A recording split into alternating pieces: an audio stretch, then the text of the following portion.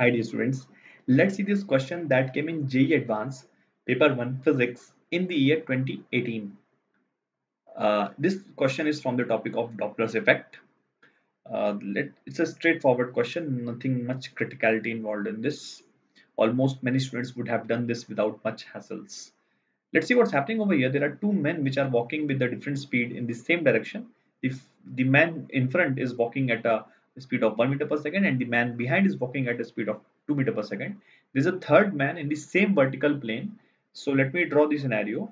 Basically, let's call this x-axis as a straight road and let's call this y-axis, which is a vertical axis. So at a certain instant, when the front man who is walking at a speed of 1 meter per second in this direction and the man who is behind is walking at a speed of 2 meter per second, so at a certain and the third man at this instance is let's say somewhere over here, and this height has been given as 12 meter. So they form an isosceles triangle according to the question, and this distance is 5 and this distance is also 5. This is 12, so this will be 13 and 13, right? So at this instance we have to we have to calculate the beat frequency observed by the third man.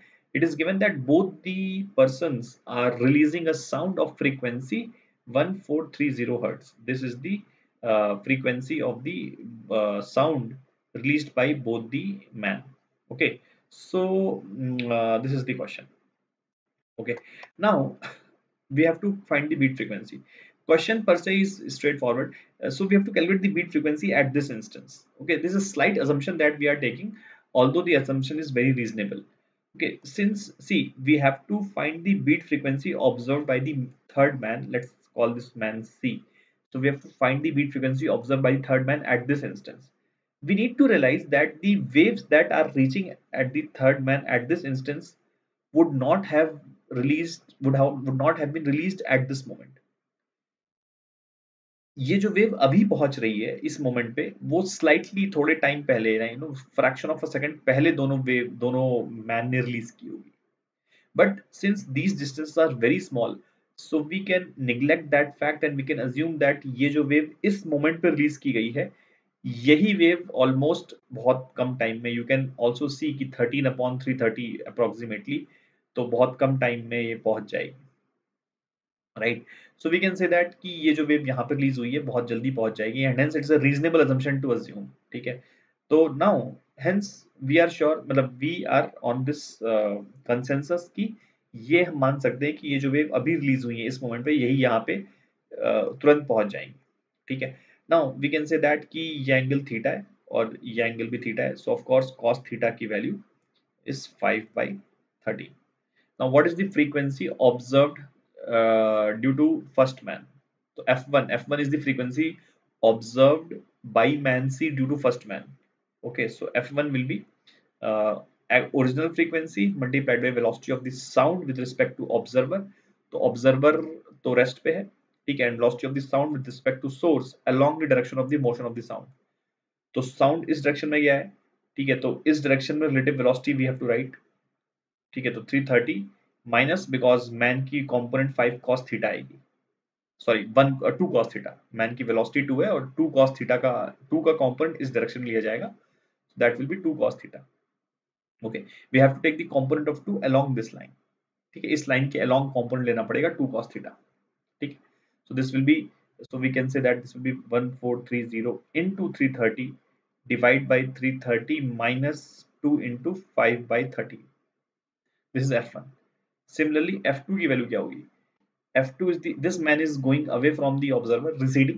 So we can say that 1430 again into velocity of sound with respect to observer. Observer rest पे है, sound ऐसे travel करके क्या होगा? तो 330 divide by velocity of sound with respect to source along this direction. तो इस direction में साउंड 330 से जा रहा है और सोर्स का जो कंपोनेंट है वो away from the like sound के अपोजिट डायरेक्शन में है, तो वो 1 cos थीटा होगा, ये एंगल थीटा है, तो 1 cos theta is in this direction and sound की वेलोसिटी 330 है, so we will write 330 plus 1 into cos theta which is again 5/13. Now we are going to do f1 minus f2. इसके बाद ये maths का question है simply, तो यहाँ से अगर आप f1 minus f2 करते हैं तो 1430 into 330 कॉमन आ जाएगा, ब्रैकेट के अंदर बचेगा 330 माइनस 10/13 की पावर -1, मतलब वो डिनोमिनेटर में था तो मैंने उसको पावर -1 करके लिख लिया। ठीक है, और यहाँ पे आएगा इस cos थीटा को भी अपन ऊपर लिख लेते हैं। cos थीटा की वैल्यू कितनी थी? 5/13, राइट। और यहाँ पे आएगा ये 330 प्लस 5/13 की power -1। Since we can see कि ये थ्री, अच्छा यहाँ से 330 कॉमन निकाल लो, तो 330 अगर कॉमन निकालेंगे तो -1 की पावर बन के बाहर आएगा दोनों ब्रैकेट से, और वो इसको नलीफाई कर देगा, सो इट विल बिकम 1430। ठीक है, और यहाँ पे क्या बचेगा? 1 माइनस 10/13 इंटू 330, उस पर हम बायनॉमियल एक्सपेंशन लगा देते हैं, तो 1 -1 और ये माइनस प्लस हो जाएगा, 10/13 इंटू 330, है ना, ये बायनॉमियल से एक्सपैंड हो जाएगा, माइनस यहाँ पे 1 बचा होगा क्योंकि 330 हमने कॉमन निकाल लिया था, राइट।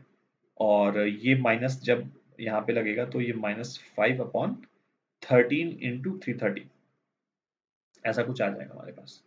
ठीक है, ये 1 और ये 1 कैंसिल हो जाएगा, ये 10 और 5 ऐड हो जाएंगे, तो you are going to get 1430 into 15/13 into 330, ये आया।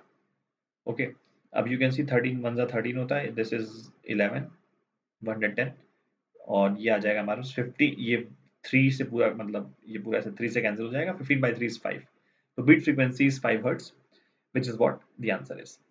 I hope you would have understood and enjoyed the solution. That's all. Thank you.